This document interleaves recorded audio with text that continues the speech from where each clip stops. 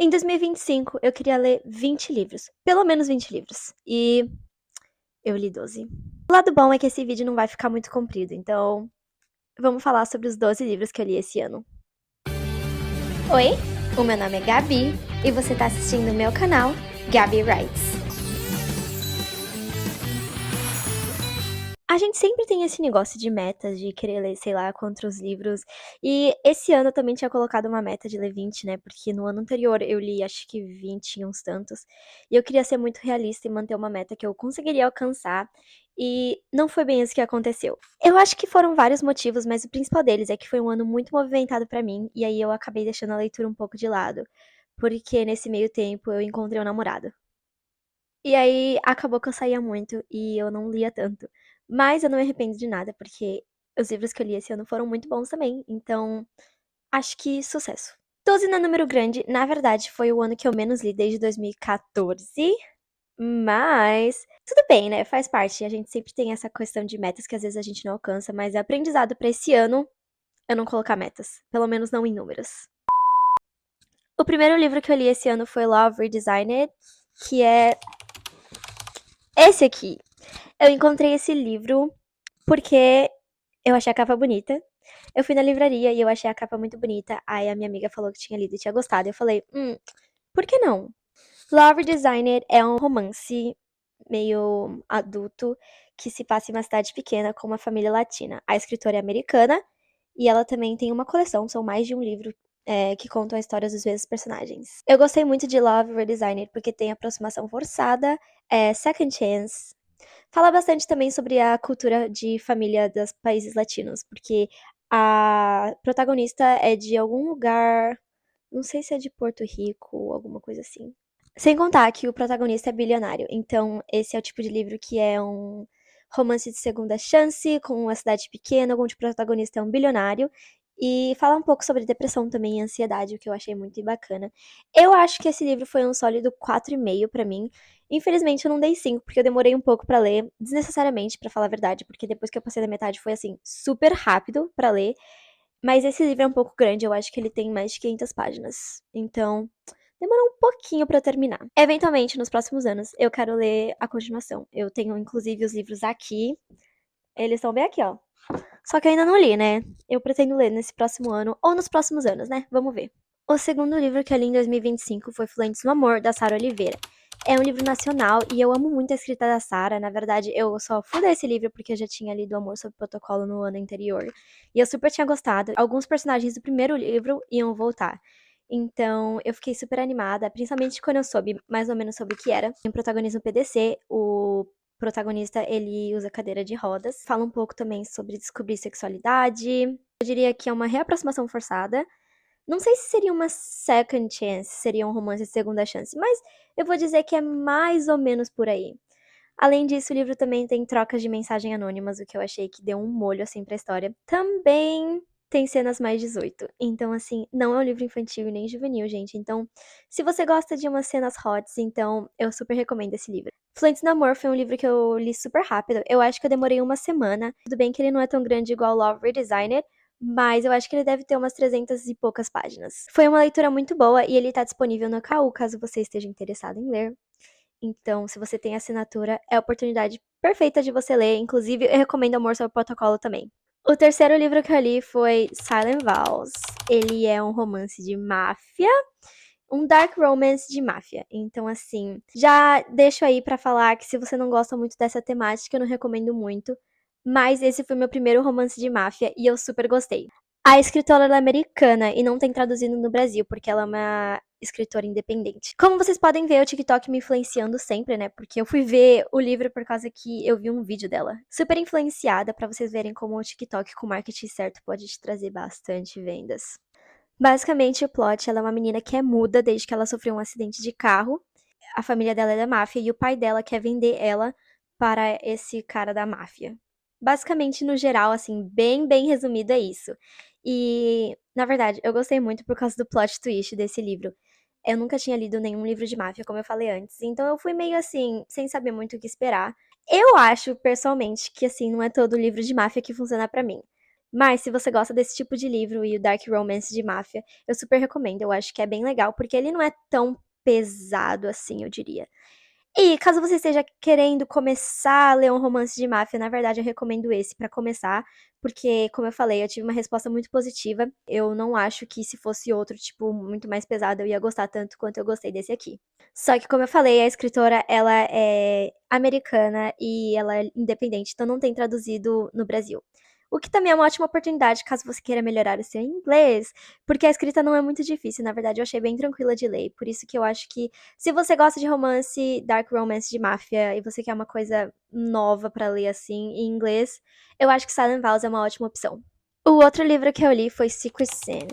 Ele é, na verdade, um spin-off de Silent Vows.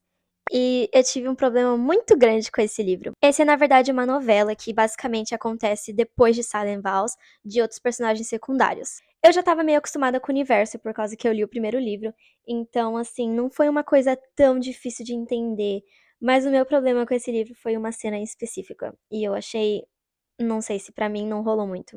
Nesse livro, o mocinho é meio obcecado pela protagonista, e embora eu ache isso muito legal, dependendo do contexto da situação, nesse livro, pra mim, não rolou. Não me desceu. E eu não quero dar muitos spoilers, então eu nem vou falar exatamente o que foi. Mas se você um dia decidir ler, caso você tenha ficado curioso, quando você ler essa cena específica, você vai saber e entender o que eu tô falando. E depois de Secret Sin, eu li Corrupted Union, que também é a continuação desse universo, dessa coleção de livros da máfia. Esse livro eu achei bem melhor do que Secret Sin. Esse é realmente um livro, então ele é mais longo, ele é mais parecido com o estilo de Silent Vows. Na minha opinião, eu ainda gostei mais do primeiro, mas esse também não é ruim. Eu achei também o plot twist bem legal. Nesse livro a gente tem uma good girl versus bad boy. Também tem o ponto de vista dos dois protagonistas, um casamento forçado e também eles são rivais. Então, tem uma mistura de várias coisas que eu gosto. Esse foi o último livro da coleção dos mafiosos dessa autora que eu li. Não porque eu não gostei, mas porque eu decidi dar uma pausa. Eu já tinha lido 3 livros de máfia, um atrás do outro, pra quem não tava acostumada. Então eu falei, ok, esse vai ser o meu último por um tempo. E na verdade eu comecei a ler o outro que vem depois desse, mas eu acabei parando no meio porque eu tava cansada. E depois de Corrupted Union, eu li Sunrise on the Reaping, também conhecido como Amanhecer na Colheita. E pra mim, esse livro foi muito especial porque eu sou literalmente a maior fã de Jogos Vorazes que você já vai conhecer na sua vida. Quando eu fiquei sabendo que a Suzanne ia lançar esse livro, eu fiquei maluca da cabeça. Simplesmente, meu ano inteiro foi salvo apenas com esse anúncio, principalmente quando depois, no mesmo dia, eles anunciaram o filme. Para uma grande fã de Jogos Vorazes, desde que tinha os seus 13 anos de idade, foi um dream come true. Eu comprei na pré-venda a versão do Kindle e mais pra frente depois eu ganhei a versão em português que trouxeram do Brasil pra mim. E de Natal eu ganhei a edição especial de Sunrise on the Reaping aqui nos Estados Unidos. Maravilhoso, tá? É lindo. É perfeito. Se você já conhece Jogos Vorazes pelo menos um pouco, você já vai saber que Sunrise on the Reaping é a história do Haymitch, de quando ele foi pros jogos quando ele era pequeno. Então, não vou me estender muito, mas o que eu vou falar é que é um livro muito, muito bom. Eu li A Cantiga de Pássaros e Serpentes no mesmo ano que lançou também o livro, e eu posso dizer que eu gostei muito mais desse aqui do que A Cantiga dos Pássaros e das Serpentes. Não só pelo fato dele ser um pouco menor, mas pelo fato de eu achar que tem mais coisa acontecendo, por algum motivo. Eu poderia ficar falando sobre Jogos Vorazes por horas e horas, mas nesse vídeo eu não vou falar muito porque o objetivo é falar sobre as minhas leituras e não sobre o quanto eu amo Jogos Vorazes. E depois de Amanhecer na Colheita, eu li Antes do Sim, da Nicole. A Nicole é uma escritora nacional que eu conheci também pelo Instagram e eventualmente a gente começou a trabalhar juntas com leitura crítica, o que foi muito legal. Inclusive, eu fiz uma leitura crítica de outro livro dela, Como Curar um Coração Partida. Também super recomendo, é muito bom. Antes do Sim é uma novela. Eu não sei se é uma novela ou um livro, ele é um pouquinho maior do que uma novela, mas menor do que um livro ao mesmo tempo. Eu sempre admirei muito o trabalho da Nicole, desde assim, quando eu conhecia ela e seguia elas nas redes sociais. Então, ler esse livro foi uma experiência muito legal, porque, assim, vou ser bem honesta, eu já sabia que ia vir coisa boa. Eu já conhecia o trabalho dela, já conhecia ela, eu sabia como ela era. Antes, assim, é um romance sáfico entre uma noiva e uma madrinha de casamento. É basicamente a história dessa madrinha de casamento, que ela foi chamada pra ser madrinha pela noiva, que ela sempre foi apaixonada e tava tentando superar, e ela foi chamada pra fazer parte da despedida de solteiro dela. E aí é uma comédia romântica, tem várias cenas engraçadas, assim, de dar risada mesmo. Os personagens são muito legais, são maravilhosas. É um livro que eu super recomendo. Eu amo panfletar livro nacional. Então, todo nacional que eu ler, eu estarei falando sobre nas redes sociais. Apoiando nacionais 100%. Até porque, vamos combinar, eu sou uma também, né? Eu gosto de ter o apoio, então a gente dá o apoio pra quem merece. Antes do Sim é um livro perfeito pra você que quer sair da ressaca e tá a fim de ler uma coisinha bem mais leve. E depois de Antes do Sim, eu li Binding 13 da Chloe Wash. Eu fui ler esse livro porque tava meio famosinho nas redes sociais, porque eu sou influenciada como qualquer pessoa nessa face da Terra. E quando eu descobri sobre o que eu era, eu fiquei super interessada, então eu fui lá ler as 500 páginas. 500 ou 600, alguma coisa assim. Eu demorei muito tempo pra ler esse livro. Assim, tempo desnecessário, porque depois da metade, assim, depois de 70%, a coisa fluiu de uma maneira maluca. Eu li o final do livro em, tipo, uns 4 dias, alguma coisa assim. Eu acho que Binding 13 já é um livro bem famoso, então eu não preciso ficar falando muito sobre, mas é basicamente um livro. Eu não sei se é Young Adult, porque tem umas cenas lá, e é um pouco pesado pela quantidade de palavrões também que eles falam. Mas os protagonistas são estudantes do ensino médio, então eu diria que é mais ou menos um Young Adult. Mas é um romance que tem bastante drama e tem bastante gatilho também. Então, se você tá interessado em ler, eu acho que eu ficaria atento pros gatilhos, porque às vezes pode influenciar muito a gente mentalmente falando. E é um livro que tem um pouco sobre violência doméstica, sobre abuso e várias outras coisas desse tipo. Apesar de ter sido uma leitura muito boa, também é uma leitura um pouco pesada. E obviamente, depois de Binding 13, eu li Keeping 13, que é a continuação, que eu achei mais legal do que o primeiro livro. Inclusive, eu li é maior e eu li mais rápido. Eu acho que eu li em uma semana um livro assim de 600 páginas, que é uma coisa que eu não tinha feito em um bom tempo. Keeping 13 é o final, só a finalização do que aconteceu no primeiro livro, onde os personagens tiveram um ciclo encerrado. Eu gostei muito. Inclusive, eu fiquei com muita vontade de ler os outros livros da autora, que são dos outros personagens que aparecem nesse livro. E eu acho que eu pretendo ler, um dia eu vou, só que é uma coleção de livros bem grande, e cada livro é bem grande também, então assim, eu preciso criar um pouco de coragem. Mas no geral eu achei ainda melhor do que o primeiro, então eu super recomendo, principalmente se você quer ler um drama um pouquinho mais pesado. De novo, fique atente aos gatilhos. E depois disso eu li Regretting You, conhecido também como Se Não Fosse Você, da Colin Hoover. Eu decidi ler esse livro por causa que ia ter adaptação, ia lançar adaptação do filme, e eu queria assistir o filme com uma coisa mais refrescada na cabeça. A Colin Hoover foi meio que cancelada algumas vezes, né? Também falam que os livros dela são ruins e tudo mais, o que eu consigo entender, mas a verdade é que a Colin Hoover, ela consegue acabar com qualquer ressaca literária que eu possa ter. Ela tira da alma. A escrita da Colin Hoover é muito tranquila e ela vai muito fácil. E é por isso que eu gosto tanto dos livros dela. Apesar de ter alguns aí que são meio tóxicos, ainda assim, pra mim, são livros muito bons de ler. Eu já tinha lido Se Não Fosse Você, eu acho que eu li no ano que lançou, então faz um tempo já, eu acho que foi 2020, alguma coisa assim. Então, ler de novo foi só realmente uma coisa pra refrescar a memória, e eu achei mais ou menos. Eu nem lembrava sobre o que era o livro, na verdade, porque fazia tanto tempo que eu tinha até esquecido.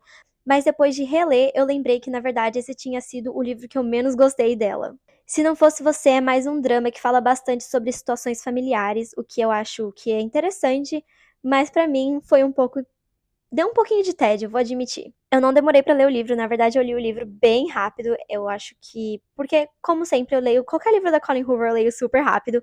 Mas o problema é que realmente eu acho que de todos os livros dela é um dos mais fracos. Por outro lado, eu gostei muito do filme também. Várias cenas, assim, foram idênticas ao livro, o que eu gostei bastante. Mas ainda assim, as protagonistas encheram meu saco e me deixaram com muita raiva. E eu fiquei sem paciência que eu queria jogar o meu Kindle pela janela. Mas como sempre eu não me arrependo porque qualquer leitura é uma leitura. E depois disso eu li This Is Where We Die.